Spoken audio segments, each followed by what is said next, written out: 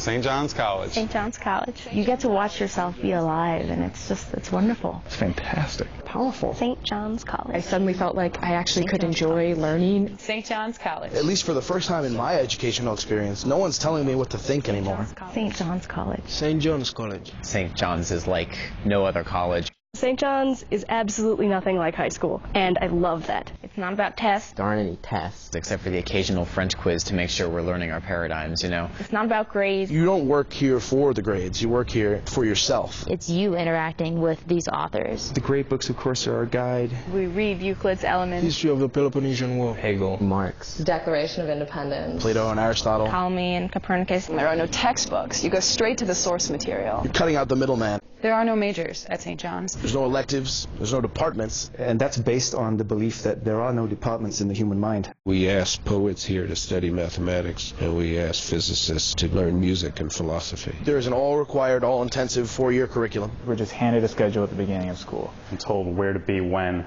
and where to get the books. And one might think, how can a school be liberal if people have no choice? Contrary to the name, St. John's is not a religious or denominational institution. We tell our students for 4 years what they have to study, but we do not tell them what they have to think about anything. I'm learning how to think for myself. It's the empowerment that comes out of being able to think for yourself. The first thing to interest a person is this notion of people sitting around the table. Everything is based on conversation. We all take part and grapple with the texts. An average class size is 14 or 15 students. It takes a certain type of person to really want to approach every text and just devour it and share that with everyone else, and to be able to reciprocally listen to everyone else. It's not going to be easy. This isn't a place to come because you don't like to take tests. It's hard. It's not for everyone. You've got to want it. It's a lot of work, but it's all your work. And when you want to do it, it doesn't feel like work. If you need a place where you're going to have to think for yourself and you're going to have to face books one-on-one. There isn't really an expert teaching you their own opinion. Our teachers here are not referred to as such, they're tutors. You think of a professor as someone who's like, bah, bah, bah, bah, bah, bah, bah. We don't have any lecture classes at all. They're really here to help you learn for yourself. The life of the mind requires people to get outside of their heads and into their bodies sometimes. So we actually schedule classes for certain hours of the day, and we schedule open time for other hours of the day so that all students can participate with one another. There's always something going on campus. I play soccer. I teach a ballet class. There's yoga. I go to Brazilian Jiu-Jitsu. There's a fencing team, which I've just become involved with. If you're an artist at heart and your soul cries out for art, you'll definitely get that here as well. We have a full pottery studio. It's fantastic. I am in the school orchestra. I'm also in a rock band.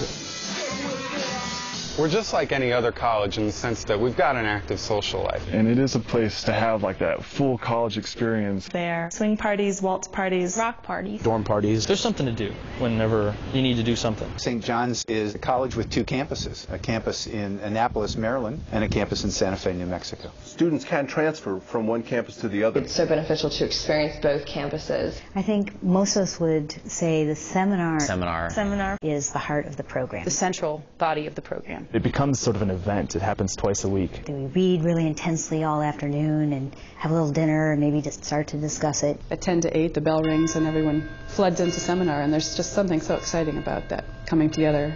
People stopping and walking from all over campus, from the athletic field, from the dining room, from the dorms, all coming to the same place to pursue the same activity for the same goal. There's a different kind of learning that can happen there. And then sit down for 2 hours and work really hard on a text. Seminars begin by the tutor simply asking a question. We're looking at the most fundamental questions you can ask. What can we really know?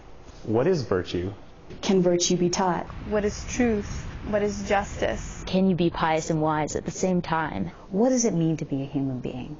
There's something really wonderful about the fact that students do all this preparation in the privacy of their own rooms and then come together with this group of people and think through the problem again and see it from new angles and have their own understanding questioned.